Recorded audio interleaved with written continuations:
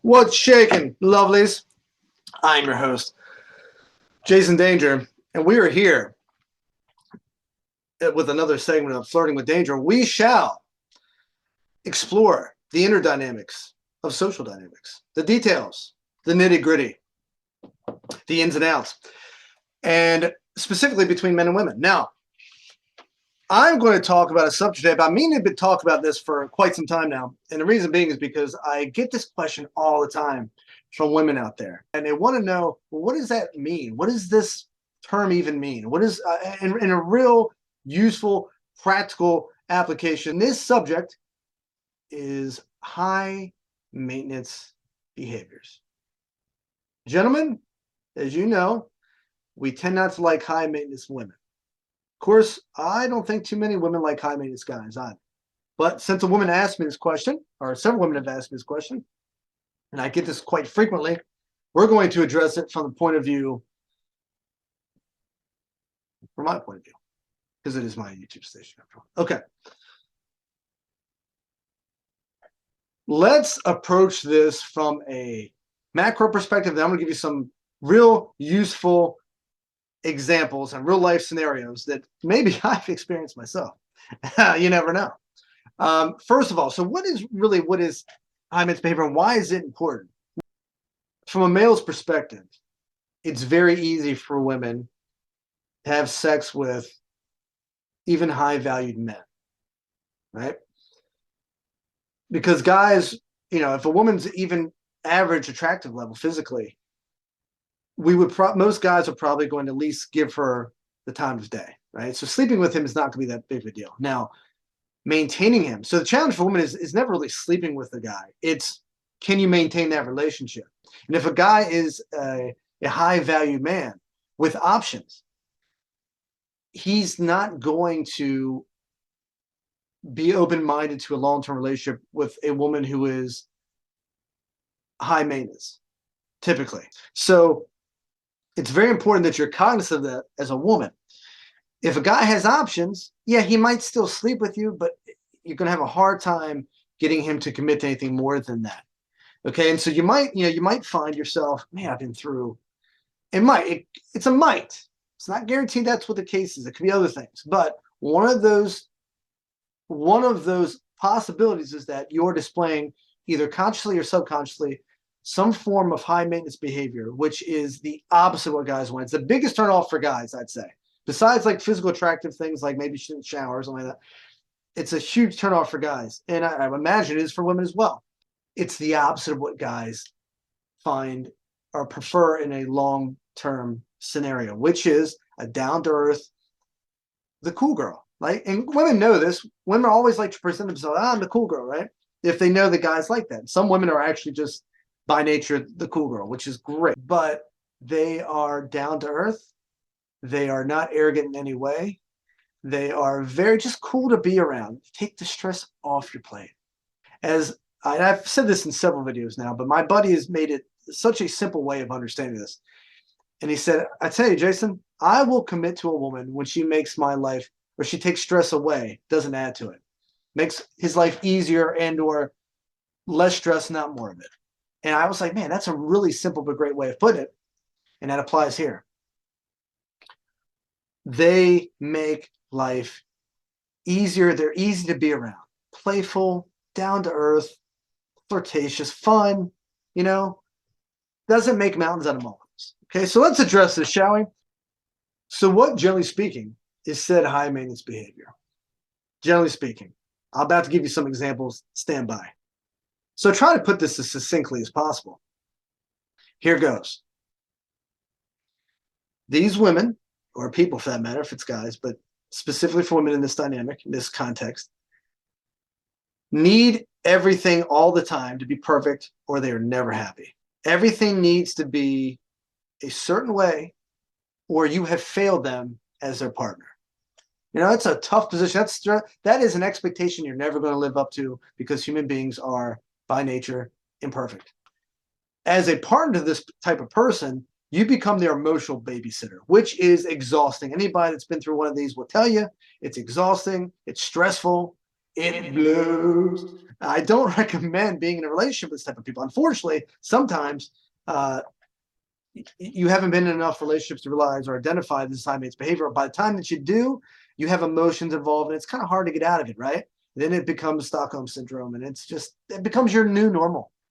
In extreme versions, what this is really akin to is diva behavior, right? Your woman or your man, depending on what the case is. In this case, it's a woman. Your woman is akin to that high profile celebrity that gets off by being really a diva, right? She's got to have the perfect type of food in her trailer when she needs it. She needs, her makeup done a certain way. She needs, the fan blowing on her face. If she doesn't have the right shoes on, if someone didn't show up at just the moment that she was feeling this emotion or this need wasn't met in real time, she has a meltdown. A 2-year-old screaming, the proverbial pounding her fist on the floor, or just being generally arrogant or, on a pedestal. And that is almost like virtue signaling, right? She's trying to tell you that she is, by this poor behavior, that she deserves this attention because she is so special, right? Because at some point in her life, she probably learned that if I act a certain way, even if it's poor, it gives me attention, and that's what she needs. Could be for any number of reasons. This, ladies, will get you no points with the guy that you're trying to start a relationship with. Now, I don't know where this stems from, but I think some of it has to do with society. If you look on social media nowadays, do you see a lot of down-to-earth guys, girls that I'm describing, the cool chick? Now you see a lot of women that are desperate for attention and external validation. And that is, in and of itself, a high maintenance behavior. Needs attention, needs a lot of guys giving her likes, a lot of women giving her likes. That dopamine hit, right? If I show my ass cheek in this photo, how many likes will I get? And no guy really wants to be in a relationship with that. And if she's really, really attractive physically, maybe he'll deal with it for a while, but eventually the relationship's going to implode, right? It has nothing to do with someone's insecurities or lack of confidence. Typically, it's self-respect, right? And that's how guys view it. There's something that's supposed to be held sacred in a relationship. If every guy is getting that you're getting, what's the point of being in a relationship? Then you can get it without committing in any way, shape, or form, which is what you're seeing a lot of, ironically. So let's break down some examples, some practical examples that you will see in everyday life in different relationships that over time can erode your relationship and might turn some guys off. Let's go from simplest behaviors, like less intense, there may be annoying or like pet peeves type of stuff, to, all right, this bitch is crazy. Okay, so let's start with a couple easy examples. Cell phone use or social media abuse. That person needs that cell phone there at all times. High maintenance behavior, right? They're trying to have a dinner with them. They can't be in a moment with you. Maybe you go on a road trip and they're constantly on their phone and you're not really having a conversation, or they're not, I want my girl to be singing my song with me with the top down, the hair blowing through my hair at 85 miles an hour, maybe 95. If she's on the phone constantly looking up something or talking to her friends, or you're trying to just enjoy the moment with somebody, the phone keeps going off, or you're trying to sleep and the phone keeps going off, and she's constantly and she's not a supermodel, okay, and she's not the president. There's no need for people to be contacting her at all hours of the day, constantly being in touch and on the pulse of whatever's going on in her social life with all her million of friends that she's not really friends with, just acquaintance. That's high maintenance behavior. That will slowly erode your relationship over time. You expect some of that from maybe a 21-year-old, right? Because that's just kind of what they grew up in to some degree. And as they mature and get older, they realize it's not really that attractive behavior. But if a woman is like, come on now, she's a grown-ass woman, do you really want that behavior? Probably not. And you wouldn't want that out of a guy either, would you, ladies? Social media is also included in that. Constant attention, constantly posting her half-naked ass on social media, whatever. That's very high maintenance behaviors. I don't care how confident a man is, and you've heard this, ladies out there. The common response to that is, well, they're too insecure. Is it really though? I mean, really do some hard question to yourself. It was the other way around. Maybe you would find it attractive because women tend to value men that get attention from other women. So maybe that's what you're saying. But guys don't care about that when it comes to attracting women. They don't like that. You know, having a bunch of orbiting guys is a high maintenance behavior. That's not to say you can't have friends. It's not to say that there's an appropriate level. But if a guy is constantly on guard, it doesn't matter how confident the guy is. I know many confident, very confident, high value men that will not deal with that behavior. And if you're wondering why they won't commit, maybe they just keep you around for sex. Maybe they keep you around to see if you'll change or you're mature or you're evolved. But they're never going to pull the trigger if they're high value like that. Unless the exception to that rule is they don't care because they have a lot of other stuff going on. Take that any way you want. Because they're able to deal with it because they have their own stuff going inside. You're just not paying attention because you're too involved with other men. Okay? That's possible. That's possible. I'm not saying that's the case, but I'm saying that is possible. Time management or not respecting someone's time, taking forever to get ready. Every single time you're trying to do something, you're always waiting around. They don't respect your time. They take forever. You give them time to do it. They take forever. You know, you let them know ahead of time when you're going to be there, or what you're going to do, or what the plans were, and they still were not able to accommodate that expectation. And it happens over and over and over again, and they're wasting your time. And, you know, that is a lack of respect for themselves. That's a lack of respect for you. That is considered high maintenance behavior. Here's no, this is kind of a pet peeve of mine. Take this how you want to take it. Let's say you go out to dinner and you're ordering. Let's take a Chinese restaurant. The reason I'm choosing a Chinese restaurant is because, generally speaking, Chinese restaurants have the same menu every Chinese restaurant you go. Some of them are higher quality, but they're essentially the same damn menu. They always have a question about the Chinese. It's Hunan chicken here, and across the street at the other Chinese restaurant, it's Hunan chicken there. How many questions can you possibly have about the Hunan chicken?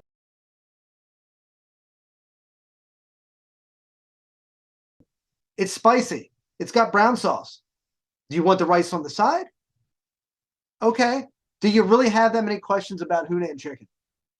What is there to know? At some level, you're virtue signaling. You're trying to display by the level of questions that, I don't know, you're cultured about Chinese food. You are so special that you have all these questions that you need addressed before you can possibly make that decision, that life-altering decision of whether you're going to choose the Hunan chicken or the goddamn shrimp lo mein. Ladies, generally speaking, do you like a guy who knows what they want in life? Good. I like a woman that knows what they want when they go into a restaurant. And it doesn't make you seem more special to move 2 or 3 times to a different seat because the air is blowing when you're facing that direction. I didn't notice. Couldn't have been that bad. The sun's shining when you're over here. Well, okay, I can understand that. There's too many people over here. You're too close to the bathroom, and on and on and on. Why don't you just buy the goddamn restaurant and sit wherever the fuck you want? That's diva behavior.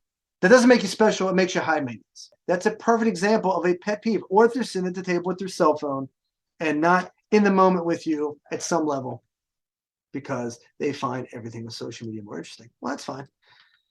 I'll remember that when it comes time to commit.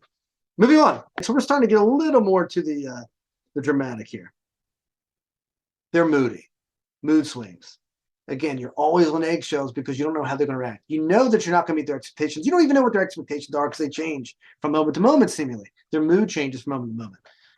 We've all been in relationships with someone like that, where you're walking on eggshells because they're constantly moody, and you know that you're going to, at some level, not meet their expectations, and then they're bent out of shape. They have a meltdown. They're pissed off all day, or they're upset, or they're crying, and it's just like, how did we get here? Am I in the mood? Is this a candy camera?